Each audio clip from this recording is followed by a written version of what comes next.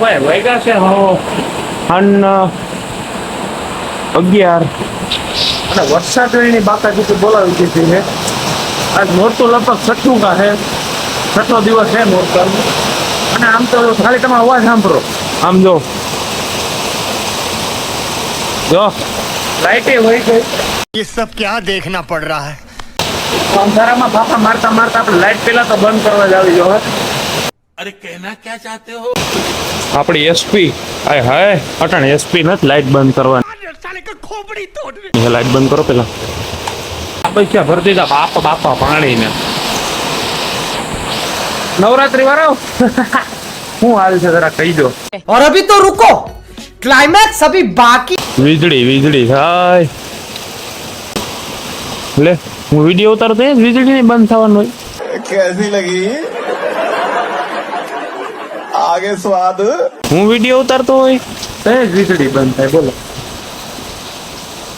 થાય કે આજ નદી નું થાય જ નહીં, થોડી ના પડે. થાય થાય થાય થાય થાય એકવાર એકવાર એકવાર નહીં થાય થાય થાય થાય થાય થાય. मैं नहीं मानता.